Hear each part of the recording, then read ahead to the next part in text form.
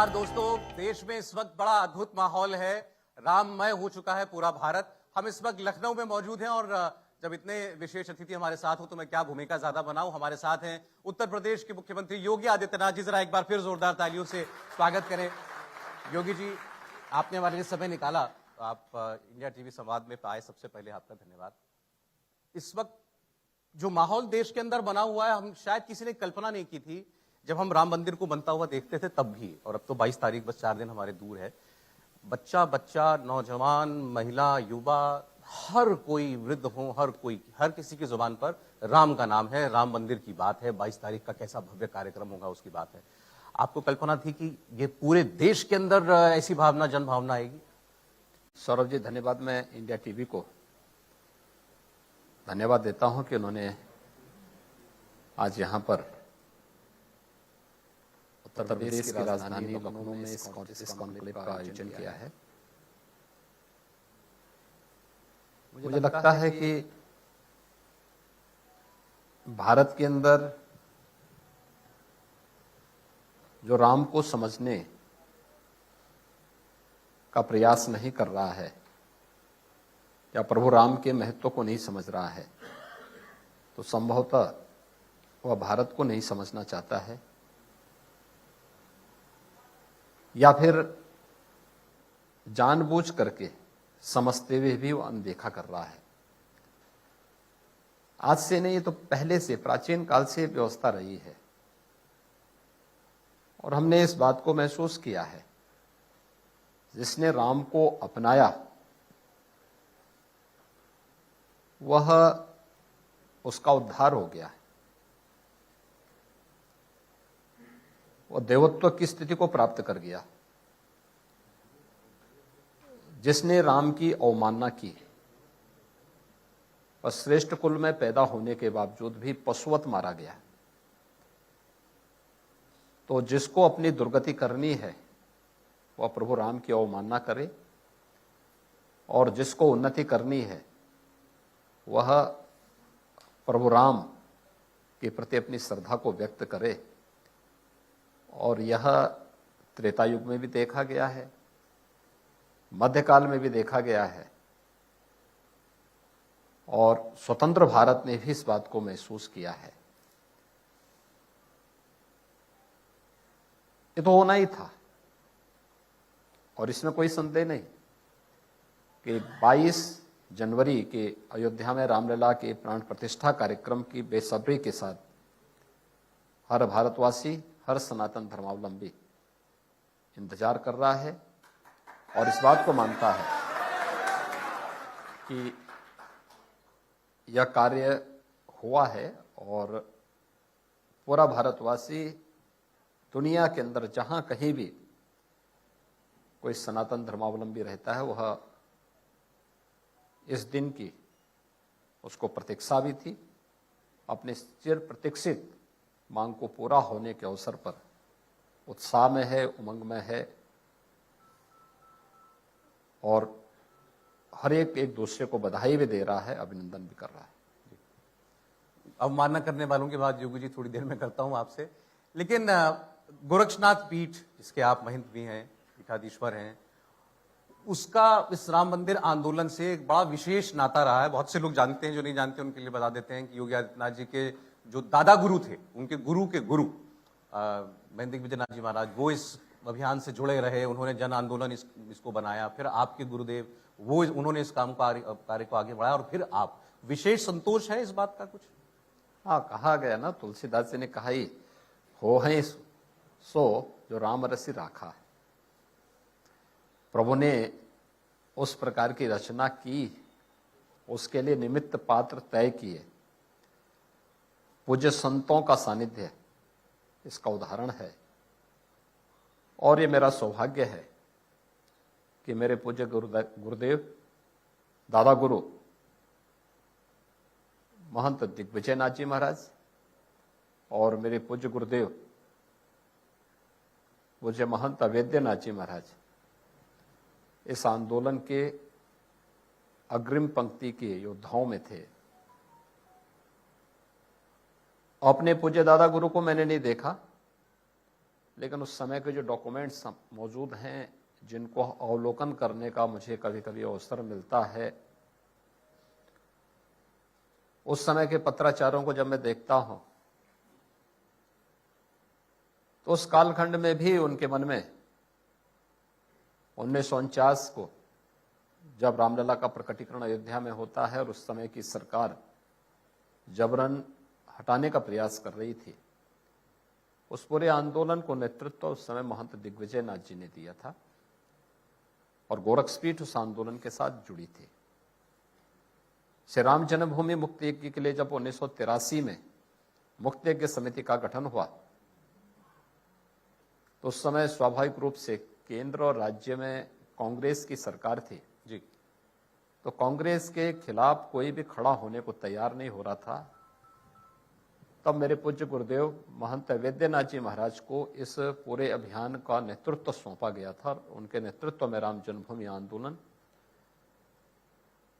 पूज्य संतों के मार्गदर्शन में राष्ट्रीय स्वयंसेवक संघ और विश्व हिंदू परिषद के सहयोग और उनके नेतृत्व में यह कार्यक्रम आगे बढ़ा, जिसने सफलता की नई ऊंचाइयां प्राप्त की हैं। और प्रभु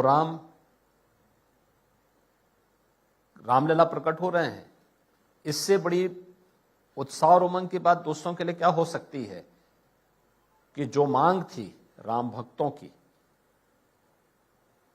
उसके अनुरूप राम जन्मभूमि पर भव्य राम मंदिर का निर्माण हो रहा है और भव्य राम मंदिर के निर्माण के साथ लोक आस्था का भी सम्मान हो रहा है और जन विश्वास पर सरकार अपने आप को खरा उतरते हुए एक बार फिर से राम राज्य की उस अवधारणा को साकार कर रही है जो हर भारतवासी की तमन्ना है और जिस पर हर भारतवासी राम यानी राज्य की जो आदर्श अवधारणा है वो राम राज्य की है और उसके अनुसार वह उस पर विश्वास भी करता है। क्योंकि जब हम बहुत सारे लोगों से मिलते हैं और खासकर वृद्ध लोग जो हैं वो तो ये कहते हैं कि हमने सोचा नहीं था कि हम अपने जीते जी ये काम होता हुआ देख पाएंगे, मंदिर को बनते हुए देख पाएंगे। वो लाखों लोग जो इस आंदोलन से जुड़े रहे, हमारे साधु संत और कार सेवक जो थे, जो कल्पना थी, जो परिकल्पना थी कि मंदिर बने तो ऐसा होना चाहिए, क्योंकि आपके सरकार भी सब काम हो रहा है, थोड़ा सा मंदिर के बारे में लोगों को बता दें। देखिए ऐसी भव्यता है, दिव्यता है। देखिए यह कार्य सचमुच कठिन था, वैसे ही कठिन था जैसे त्रेता युग में राम सेतु का निर्माण एक कठिन कार्य रहा होगा। लेकिन प्रभु ने तो अपने सब कुछ पहले से रची हुई लीला है, उसमें आशीर्वाद प्रभु का है, कृपा प्रभु की है। बाकी उस अभियान के हिस्से हैं। अयोध्या में राम मंदिर का निर्माण कार्य असंभव सा था अगर मोदी जी के नेतृत्व में केंद्र में भारतीय जनता पार्टी की सरकार नहीं होती। अगर सरकार है तो उस लोक आस्था का सम्मान करते हुए, लोकतंत्र की सबसे बड़ी कसौटी हमारी क्या है कि हम लोक आस्था का भी सम्मान करें और जन विश्वास पर भी खरा उतरें। और केंद्र में मोदी जी के नेतृत्व में केंद्र की सरकार ने अपने दायित्वों का निर्वहन किया, उनका जो मार्गदर्शन था उसके अनुरूप राज्य सरकार ने अपने दायित्वों का निर्वहन किया। माननीय उच्चतम न्यायालय ने न्याय और सत्य की कसौटी पर खरा उतर करके सर्वानुमति फैसला दे करके एक साहसिक निर्णय दे करके 140 करोड़ लोगों के मन में न्याय के प्रति एक सुदृढ़ आस्था को व्यक्त करते हुए अपना ऐतिहासिक फैसला भी दिया। और आज परिणाम हम सबके सामने है कि भगवान राम का भव्य मंदिर, नागर शैली का 3 मंजिला मंदिर बन रहा है, जिसमें ग्राउंड फ्लोर पर भगवान राम लला की भव्य मूर्ति विराजमान होने जा रही है। 22 जनवरी को आदरणीय प्रधानमंत्री मोदी जी के कर कमलों से शास्त्रोक्त पद्धति से विधि विधान के साथ ये सभी कार्यक्रम प्रारंभ हो चुके हैं और 22 जनवरी को ये सभी कार्यक्रम संपन्न होंगे।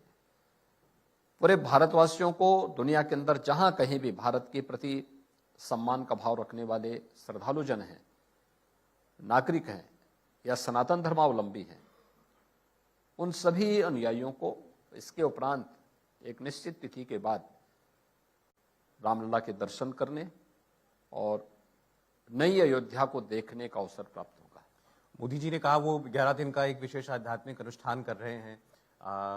वो 22 तारीख के कार्यक्रम में विशेष अतिथि के तौर पर रहेंगे, आप वहां पर रहेंगे और कई खास मेहमान आने जा रहे हैं, हजारों लोगों को वहां न्योता दिया गया है। क्या भूमिका रहेगी उस दिन की, आपकी, प्रधानमंत्री की, किस भूमिका में आप लोग वहां पर होंगे, क्योंकि बिल्कुल धार्मिक कार्यक्रम है? तो भाई हम लोग तो प्रभु राम के एक सेवक के रूप में वहां रहेंगे, राम भक्त के रूप में वहां रहेंगे। और इससे बड़ी और क्या कृपा हो सकती है प्रभु के कि हम लोगों को यह सौभाग्य प्राप्त हुआ है कि राम काज में हम भी सहभागी बन जाए। और मैं इसलिए अपने को सौभाग्यशाली मानता हूं कि जिस कार्य को पीढ़ियां नहीं देख पाई, दर्जनों पीढ़ियां चली गई, सही बात, 500 वर्षों का यानी लगभग 496 वर्ष के बाद यह तिथि पुनः आई है, जब रामलला अपने स्वयं के मंदिर में विराजमान होंगे। याद करिए 1528 में जब बाबर के एक सिपह सालार ने उनके आदेश पर प्रभु राम के भव्य मंदिर को अपवित्र किया था, नष्ट भ्रष्ट किया था।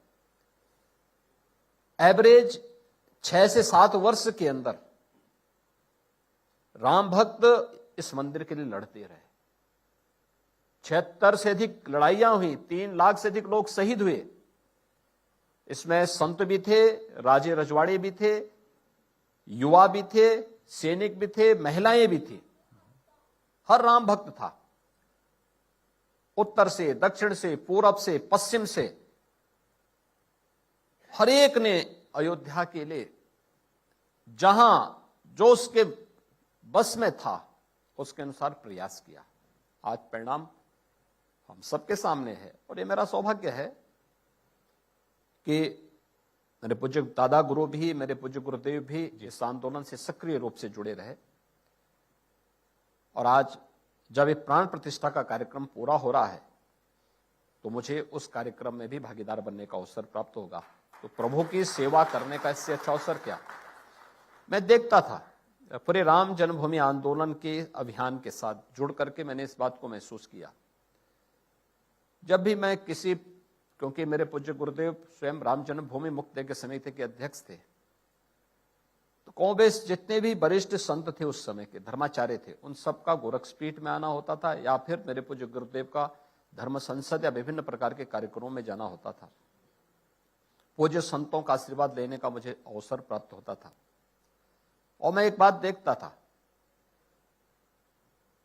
जब भी किसी से बातचीत होती थी तो सभी का एक ही लक्ष्य को लेकर के हर व्यक्ति चला था, हर पूज्य संत, हर राम भक्त, हर कार्यसेवक चला था और वो एक ही बात बोलता था कि जीवन में एक तमन्ना है और वह तमन्ना है कि प्रभु राम के भव्य मंदिर का निर्माण हम अपनी आंखों से देख सकें। मुझे याद है जब परमहंस रामचंद्र दास जी महाराज, तो पहले राम जन्मभूमि मुक्त यज्ञ समिति के उपाध्यक्ष थे और बाद में राम जन्मभूमि न्यास के अध्यक्ष भी बने। वे अपने अंतिम उसमें चल रहे थे तो लखनऊ में एक हॉस्पिटल में एडमिट थे, तो मैं उनको देखने के लिए गया। डॉक्टरों ने हाथ खड़े कर दिए थे। अयोध्या उनको लाया गया। अयोध्या में मैं उनको देखने के लिए फिर गया। मेरे पूज्य गुरुदेव के बहुत अच्छे मित्र थे। उनके आंखों में आंसू थे। मैंने उनसे पूछा, मैंने कहा इस समय आंसू किस बात के? उन्होंने कहा मुझे मरने का वो नहीं, लेकिन अपनी आंखों से मैं इस कार्य को नहीं देख पा रहा हूं, लेकिन मैं आऊंगा जरूर, राम मंदिर बनेगा जरूर। ऐसे ही पूज्य वामदेव जी महाराज थे। राम जन्मभूमि मुक्ति समिति के भी उपाध्यक्ष थे। ऐसे जिस भी को भी देखें, मेरे पूज्य गुरुदेव 2014 में दिवंगत हुए। मुझे याद है जब सरदेव अशोक सिंघल जी उनसे मिलने के लिए आए थे गुड़गांव के एक प्रतिष्ठित हॉस्पिटल में, बड़े हॉस्पिटल में उनका उपचार चल रहा था अंतिम समय में। 96 साल की उनकी उम्र थी उस समय जी। तो उस समय जब उनको देखने के लिए आए तो अशोक सिंघल जी ने उनका हालचाल पूछा कि आप कैसे हैं।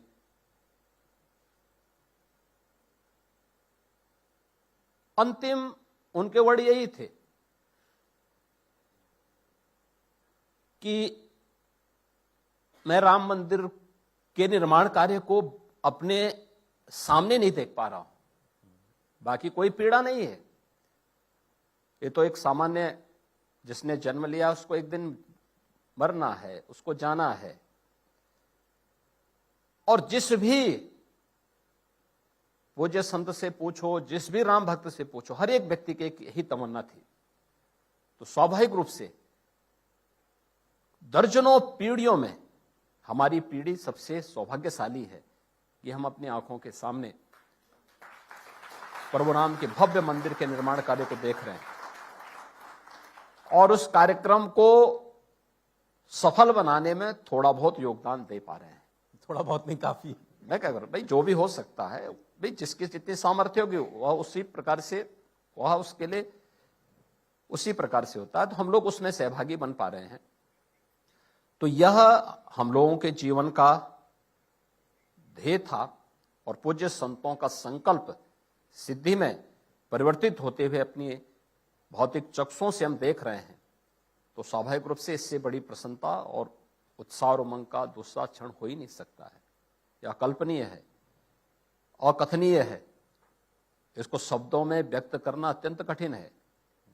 इसलिए हम लोग 22 जनवरी का मैं ही नहीं, मुझे लगता है कि दुनिया के अंदर हर सनातन धर्मावलंबी और भारत को विश्व मानवता की धरती कहने वाला दुनिया का हर व्यक्ति इस दिन की प्रतीक्षा कर रहा है और इस अभियान के साथ जुड़ना चाहता है।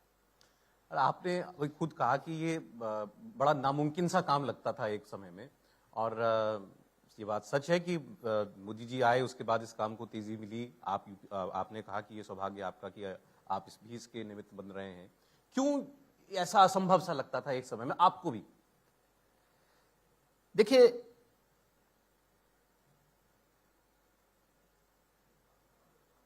हर देश की अपनी एक पहचान होती है।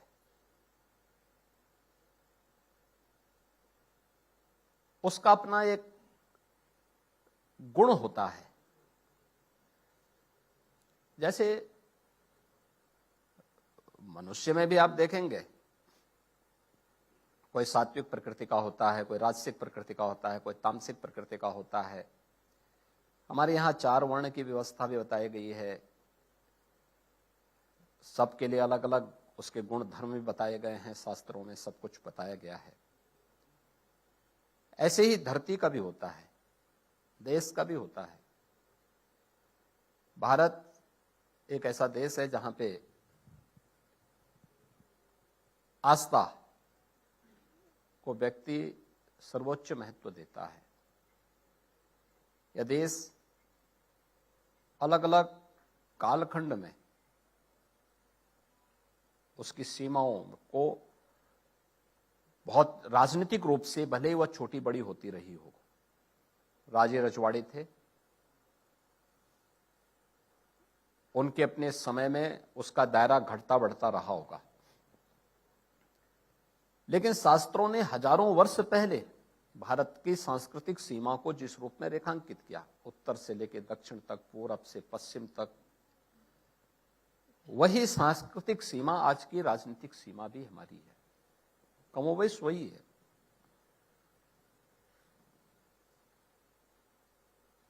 ये देश जब अलग अलग राजे रजवाड़े थे, तब भी केरल से निकला हुआ एक सन्यासी 4 कोनों में देश के 4 पीठों की स्थापना कर देता है। ये जो 4 पीठ है, अगर सांस्कृतिक रूप से भारत एक नहीं होता तो क्या ये संभव था?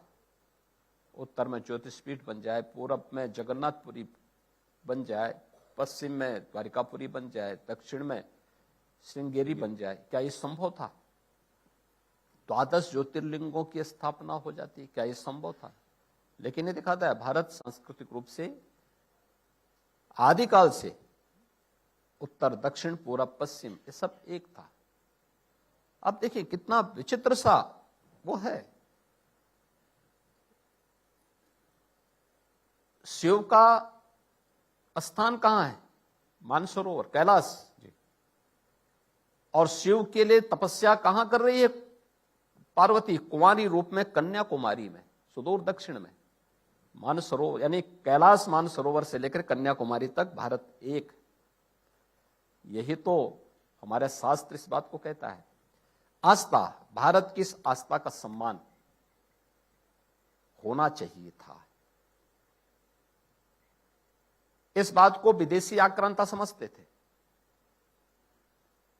और इसीलिए उन्हें मालूम था जब तक भारत में यह आस्था बनी रहेगी, भारत की एकता और अखंडता को कोई समाप्त नहीं कर सकता। भारत को भारत बनने से, दुनिया की सबसे बड़ी ताकत बनने से भारत को कोई रोक नहीं सकता, क्योंकि अनेक आक्रमण हुए। ऐसा नहीं कि पहली बार मध्यकाल में ही हुए हों, उससे पहले भी होने हुए थे। लगभग 2000 वर्षों से देश विदेशी हमलों को झेल रहा था, लेकिन जो आता था यहां के शौर्य और पराक्रम के सामने परास्त भी होता था, फिर यहीं समरस हो जाता था। क्योंकि वे लोग आते थे, आकर के यहां पर ज्यादातर आक्रांता तो लूटपाट के उद्देश्य से आते थे, लूटपाट करके लेके फिर चले गए, रुके तो परास्त हुए, और परास्त होने के बाद फिर उनको यहां अधीनता स्वीकार करके यहीं के व्यवस्था में, सनातन धर्म की व्यवस्था में समरस होना पड़ा। लेकिन मध्यकाल में जब हमले प्रारंभ हुए तो इन हमलों ने कहां शुरुआत की? भारत की आत्मा पर प्रहार किया। भारत की आत्मा पे प्रहार था, भारत के देव मंदिरों पर, भारत की आस्था पर। से राम मंदिर उसी विदेशी क्रूरता का शिकार बना था, उसी हमले का शिकार बना था। और उस हमले का शिकार होने के बाद भी जब देश आजाद होता है, होना ही चाहिए था स्वतंत्र भारत में, इस कार्यक्रम को तत्कालीन सरकार को अपने हाथों में लेकर के करना चाहिए था कि देश को पूर्ण स्वतंत्रता मिली है, केवल हमारी राजनीतिक स्वतंत्रता नहीं है। और राजनीतिक स्वतंत्रता भी थी तो हमें अपने सांस्कृतिक मूल्यों की स्थापना के लिए भी कार्यक्रम करना चाहिए था। यह सरकार की जिम्मेदारी थी। भारत के संविधान निर्माताओं ने, भारत के संविधान के अंदर जब मूल प्रति अगर आप देखेंगे तो उस संविधान की मूल प्रति में पुष्पक विमान से प्रभु राम लंका से अयोध्या आ रहे हैं, इस चित्र को अंकित किया है। आप उसको स्थान देते हैं, लेकिन उसके अनुसार आचरण नहीं कर रहे हैं। संविधान निर्माताओं के अनुसार आचरण नहीं कर पा रहे हैं। लौह पुरुष सरदार वल्लभ भाई पटेल ने जब इसकी शुरुआत सोमनाथ के मंदिर से प्रारंभ की, तत्कालीन सरकार के मुखिया ने इसका विरोध किया। देश के प्रथम राष्ट्रपति जब उस समारोह में जा रहे थे, तब भी तत्कालीन प्रधानमंत्री ने इसका विरोध किया। तो विरोध अंदर से, और मैं आज इस बात को कहता हूं कि अगर राजनीतिक विरोध अपने निहित वोट बैंक की राजनीति के तहत लोग नहीं करते तो समाज से राम मंदिर का मुद्दा बहुत पहले सुलझ गया होता। कुछ लोगों ने इसको अपने वोट बैंक बनाने के लिए आपस में लड़ाने का काम किया, और परिणाम हम सबके सामने है। अंततः एक लंबा संघर्ष हुआ, आंदोलन हुआ, और एवरेज तो मैं क्या करूं ना, हर 6 से 7 वर्ष के अंदर सनातन धर्मावलंबी प्रभु राम के इस स्थान को प्राप्त करने के लिए एक बड़े जन आंदोलन को आगे बढ़ाता था। अपनी मांग को लेकर अडिग रहा, बिना झुके, बिना रुके, बिना डिगे वह लड़ता रहा। हां, उसने मर्यादा और संयम को नहीं खोया, क्योंकि प्रभु राम ने उसे मर्यादा का पाठ पढ़ाया था।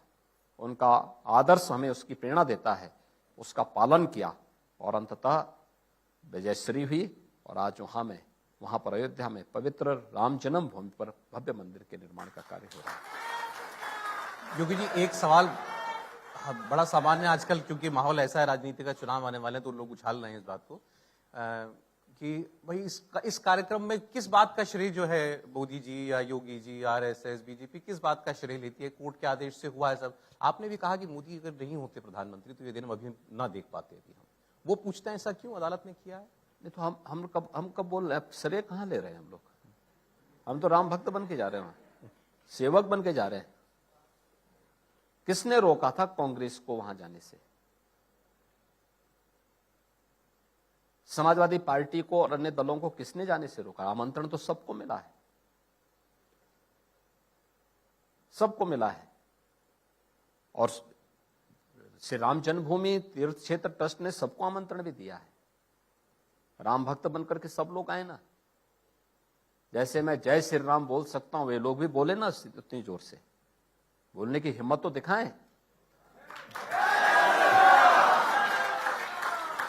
देखिए, दोनों नहीं हो सकता है कि घर के अंदर टीका लगाएंगे लेकिन बाहर आएंगे तो गोल टोपी लेके घूमने लग जाएंगे। तो दोनों काम कैसे हो पाएगा? भाई, आप अपनी पहचान को क्यों छुपाना चाहते हैं? क्यों छुपा रहे हैं? और यही दुविधा उनकी जो है दुर्गति का कारण है। हमें वास्तविक धरातल पर बात करनी चाहिए। और आए ना अयोध्या में, हम तो सबके स्वागत के लिए तैयार हैं। हमने कहा जो भी राम भक्त होगा सबका स्वागत करेंगे। आपने भी कहा कि वोट बैंक की राजनीति थी जिसने इस काम को नहीं होने दिया अभी तक। आज वो आप पर आरोप लगाते हैं कि आप वोट बैंक बनाने के लिए, हिंदू वोट बैंक बनाने के लिए इस उपलक्ष्य का यूज कर रहे हैं, इस्तेमाल कर रहे हैं। मैं आज से राम जन्मभूमि आंदोलन से हम लोग आज से नहीं जुड़े हैं, बहुत पहले से जुड़े हैं। और मुझे लगता है कि राम मंदिर आंदोलन नहीं होता तो संभवतः मैं भी सन्यासी नहीं होता।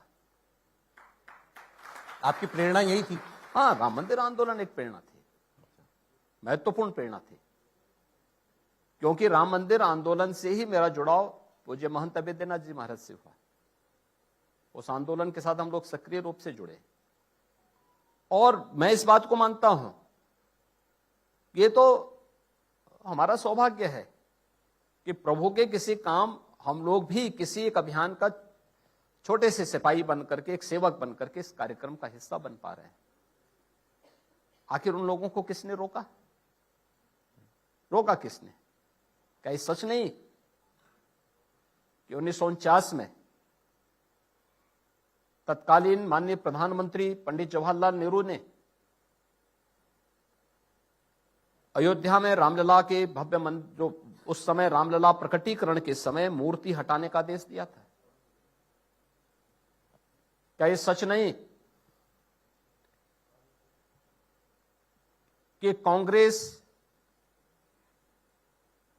मंदिर आंदोलन में पहले हमेशा बाधक बनती रही, लेकिन वह दुविधा के कारण डूब गई? समाजवादी पार्टी का चरित्र हर व्यक्ति देखता है, जानता है।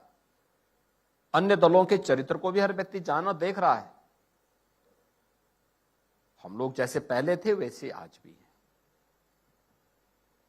जैसे निसंकोच इस अभियान के साथ जुड़े थे वैसे आज भी जुड़े हैं।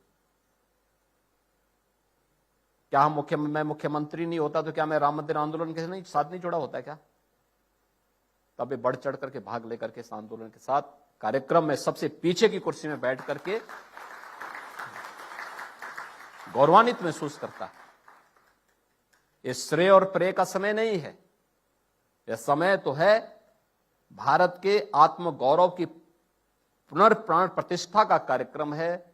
प्रभु राम लला के, राम लला तो परमपिता परमेश्वर है, सर्वव्यापी हैं, वे तो सर्वत्र व्याप्त हैं। लेकिन रामलला का जो विग्रह स्थापित हो रहा है, ये भारत के गौरव की पुनर्प्राण प्रतिष्ठा का कार्यक्रम है, इसलिए हर भारतवासी को इसके साथ जुड़ना चाहिए। हमारा देश अपने स्वयं के गौरव की प्राण प्रतिष्ठा कर रहा है, हम सब इसके साथ जुड़ेंगे। वो देखिए, आप बात सच है कि निमंत्रण तो सबको मिला था। हमने बीजेपी के अध्यक्ष से बात की, उन्होंने बताया कि हमने कोई इसमें ये नहीं रखा पैमाना कि इसको नहीं और उसको, सबको दिया। वो कह रहे हैं कि राम जी हमारे हृदय में बसते हैं, हम कभी भी जाएंगे दर्शन करने के लिए, हमें कोई आपत्ति नहीं है, ना हमें कोई रोकेगा। इस दिन नहीं जाएंगे लेकिन 22 तारीख को, क्योंकि ये तो मोदी जी का समारोह बना दिया। राहुल गांधी ने कहा ये मोदी जी का समारोह बन गया, ये आरएसएस का समारोह बन गया, राम जी का समारोह नहीं रह गया।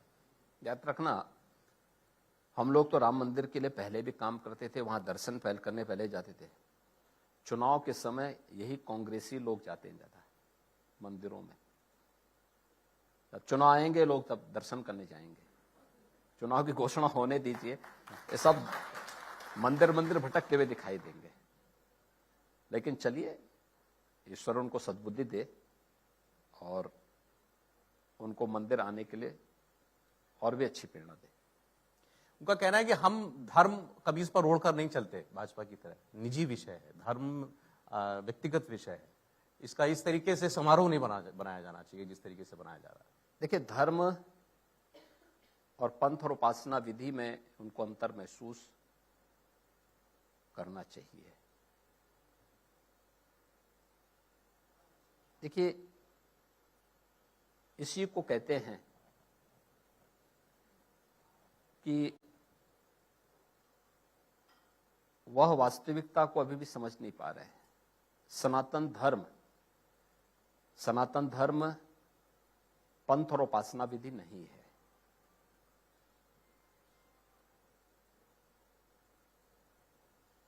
पंथ हमारे यहां वैष्णव हो सकता है, शाक्त है, शैव है या नाथ पंथ है, ये सभी पंथ हैं, संप्रदाय हैं, उपासना विधियां हैं। इस्लाम है, ईसाईयत है, सिखिज्म है, बुद्धिज्म है, ये या जैनिज्म है, ये उपासना विधियां हैं। धर्म एक है और वह सनातन धर्म है और मानवता का धर्म है। विश्व मानवता को जब भी संकट आया है, याद करिए, दुनिया की कोई ऐसी जाति, मत या मजहब नहीं है, ऐसा संप्रदाय नहीं है, कोई ऐसा सेक्ट नहीं है जिसको उसकी विपत्ति के समय भारत के सनातन धर्म ने अपने यहां शरण न दी हो। कोई भी।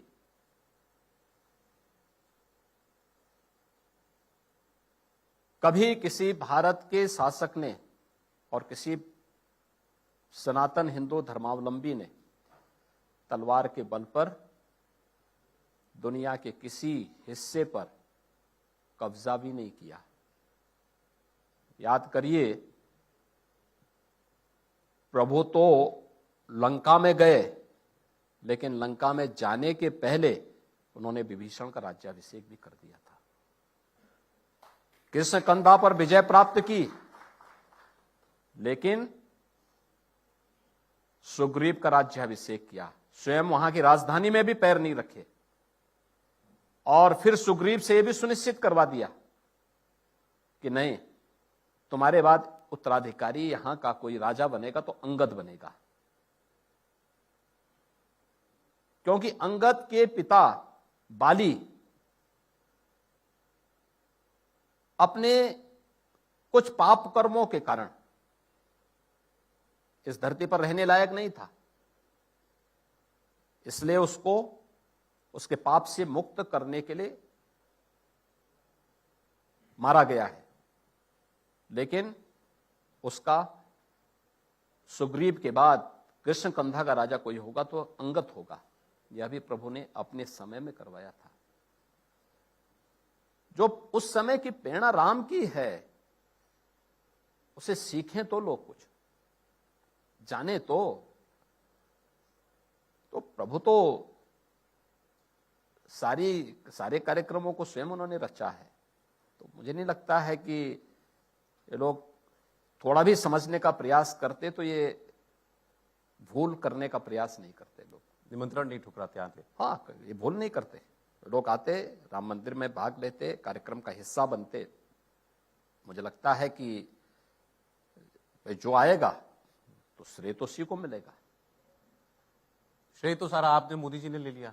हम श्रेय लेने के लिए नहीं आपने नहीं लिया, लेकिन लोगों की नजर में तो आप ही दोनों नहीं कर भाई, जो सामने देखेगा, जो कार्य करेगा, जो सेवा के कार्य में जुड़ा रहेगा। ये लोग यूरोप घूमते रहेंगे और भारत के लोग इनको यहाँ पे जो है पूजेंगे। अभी तो वो न्याय मांगते हुए घूम रहे हैं। न्याय तो यानी जिंदगी भर अन्याय किए हैं, अब कौन सा न्याय करेंगे। अच्छा, योगी जी, ये भी इस बीच में चर्चाएं चली कि जिस तरीके से जनता तक पहुंचे, देशवासियों तक पहुंचे कार्यकर्ता, खासकर उसमें वीएचपी के लोग थे, अक्षत बांटे गए करोड़ों घरों के अंदर। हमारे घर भी आए लोग, कहा कि 22 तारीख को आप भी कार्यक्रम में अपने यहीं से मंदिर से शामिल होइएगा। राम जी का एक फोटो भी देते हैं, राम मंदिर का एक चित्र भी आपके घर के बाहर लगा करके जाते हैं। इसको भी वो, क्योंकि चुनाव आ रहा है तो वो विपक्षी कह रहे हैं कि ये राजनीतिक कैंपेन है। देखिए, राजनीतिक कैंपेन नहीं है। देखो, राम भक्तों ने, कार सेवकों ने अपने आप को बलिदान दिया था। मार्गदर्शन राष्ट्रीय स्वयंसेवक संघ का था, नेतृत्व विश्व हिंदू परिषद का था, आशीर्वाद पूज्य संतों का था।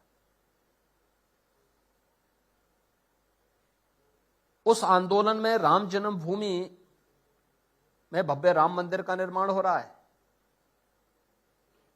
एक पाई सरकार ने नहीं दी है, न केंद्र की सरकार ने, न राज्य की सरकार ने। मंदिर के किसी काम में, मंदिर के किसी काम में नहीं।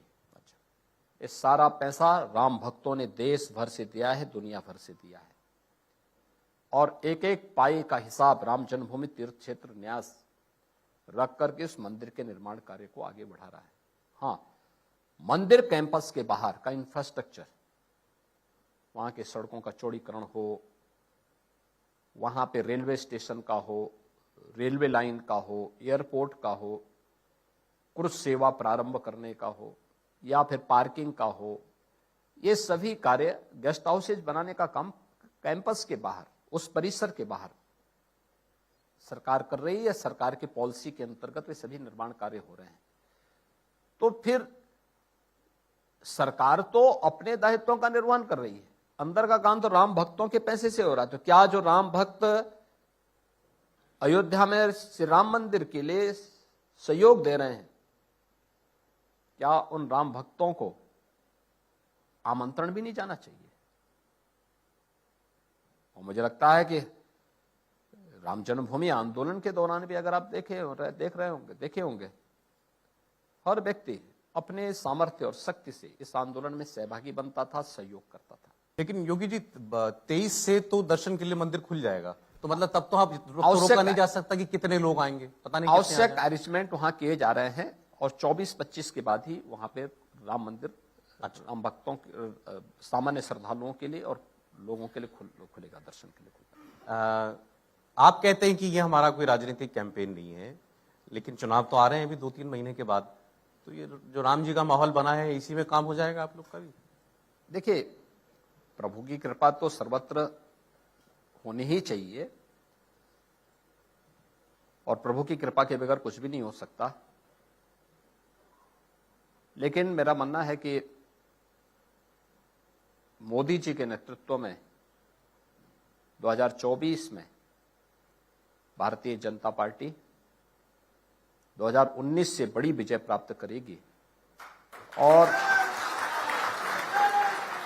मोदी जी तीसरी बार देश के प्रधानमंत्री बनेंगे। देश की आम जनमानस की भावनाएं हैं, और भारत का हर नागरिक ये चाहता है, चाहे वह गांव का हो, चाहे वह शहर का हो, किसान हो, नौजवान हो, महिलाएं हो, समाज का हर तबका इस अटूट विश्वास के साथ जुड़ा हुआ है, मोदी जी के साथ में है, क्योंकि मोदी जी ने देश को एक नई पहचान दिलाई है। देखिए, मोदी जी के नेतृत्व में हम लोग इस बात को कह सकते हैं, फिर एक बार मोदी सरकार, और मोदी सरकार 2019 से अच्छे बहुमत के साथ आएगी। 2027 यूपी की बात अभी कर ले, थोड़ा जल्दी होगा? अभी बहुत जल्दी होगा। योगी आदित्यनाथ जी, बहुत धन्यवाद आपके समय। धन्यवाद जी, बहुत बहुत धन्यवाद।